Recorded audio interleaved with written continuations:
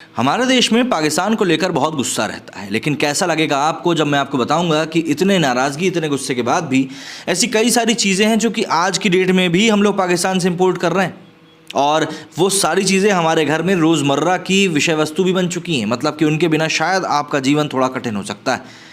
इतनी लड़ाई झगड़े के बीच में पाकिस्तान से इंपोर्ट किया जाना कई लोगों के लिए आश्चर्यचकित करने वाला है। जय हिंद दोस्तों, वंदे मातरम। आज के इस वीडियो में हम लोग इसी सब्जेक्ट के ऊपर बात करने वाले हैं कि भैया आखिर पाकिस्तान से हम लोग इतनी ज़्यादा तनावपूर्ण स्थिति के बीच में भी कौन सी ऐसी चीज़ें हैं जो कि इंपोर्ट कर रहे हैं और अभी तक आखिर इनके इंपोर्ट को बंद क्यों नहीं किया गया। देखिए, महाकंगाल पाकिस्तान का हाल बेहाल है। गरीबी और तंगहाली से लोगों का जीना बहाल है। गरीबी और तंगहाली से लोगों का जीना मुश्किल हो गया है। हाल ये है कि पाकिस्तान इकोनॉमिक क्राइसिस की जो हम लोग बात करते रहते हैं, पाकिस्तान में लोगों की सैलरी तक उनको नहीं मिल पा रही। हालांकि कंगाल पाकिस्तान से भारत आज भी ऐसी 10 चीज़ें खरीदता है जो कि घर घर में इस्तेमाल हो रही हैं। आपने शायद कभी इन चीज़ों पर ध्यान नहीं दिया होगा। इनमें से कई चीज़ें ऐसी हैं जो भारतीय घरों के किचन में रोज़ाना इस्तेमाल होती हैं। आज मैं आपको इन्हीं चीज़ों के बारे में जानकारी देने वाला हूँ। पाकिस्तान से भारत आने वाले सामानों में सीमेंट, चमड़ा, ताज़े फल आदि कई चीज़ें शामिल हैं। व्रत में इस्तेमाल होने वाला सेंधा नमक पाकिस्तान से ही आता है।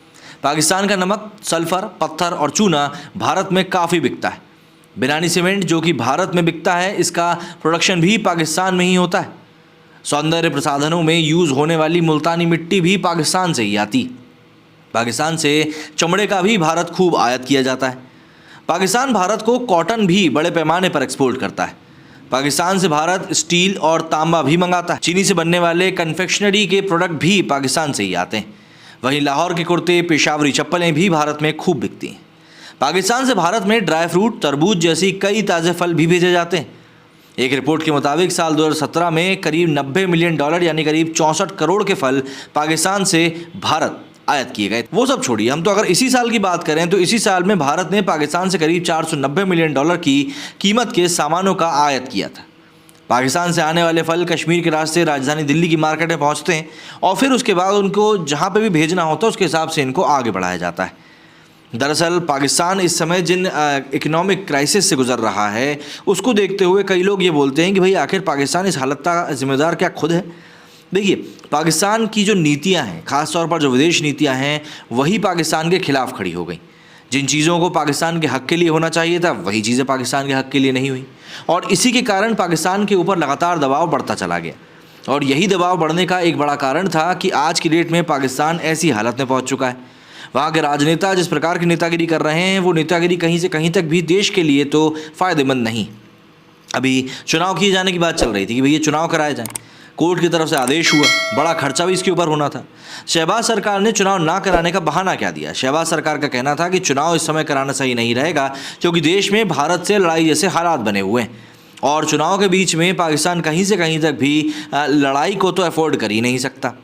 मतलब कुछ भी नहीं है माहौल। ठीक है, सीज़ फायर जो चलता रहता है वो तो इन लोगों का चलता ही रहता है, उसके ऊपर तो कभी रोक लगी ही नहीं।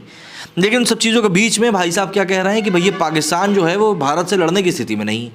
मतलब अगर आपको 10 साल तक इसका डर लगता रहेगा कि भारत हमला कर सकता है तो आप चुनाव ही नहीं कराओगे। भाई इसी को तो हिपोक्रेसी कहा जाता है शास्त्रों में। लेकिन पाकिस्तान में क्योंकि शास्त्र पढ़ाए नहीं जाते, शायद इसीलिए इन लोगों को इस बारे में कोई जानकारी या इल्म नहीं है। अब पाकिस्तान एक्सपोर्ट तो कर रहा है, लेकिन इस एक्सपोर्ट को बढ़ाने को लेकर वो कुछ भी काम नहीं करता है। बस जो काम चल रहा है वो चल रहा है, जो नहीं चल रहा है वो नहीं चल रहा। मान लीजिए किसी के पास एक बहुत बड़ी फैक्ट्री है जो कि वो फैक्ट्री में कोई चीज़ बनाता है, लेकिन सरकार ने उनके ऊपर टैक्स इतने ठोक दिए हैं कि अब वो क्या कर रहा है, अब उस फैक्ट्री को डिसमेंटल करके वहाँ पर प्रॉपर्टी बेच रहा है। क्योंकि पाकिस्तान में प्रॉपर्टी मतलब भरपूर बिकती, क्योंकि लोगों के पास काला धन इतना सारा है। तो ऐसे में वो फैक्ट्री बंद हुई, ज़मीन भी बिक गई और बेचने वाला पैसा बटोर कर विदेश जाकर बस जाता है। तो ऐसे में पाकिस्तान का आंतरिक विकास तो कभी हो ही नहीं पाएगा। आपका इस बारे में क्या कहना है, कमेंट करके ज़रूर बताएं। मेरे इस वीडियो में फिलहाल नहीं। जय हिंद, जय भारत।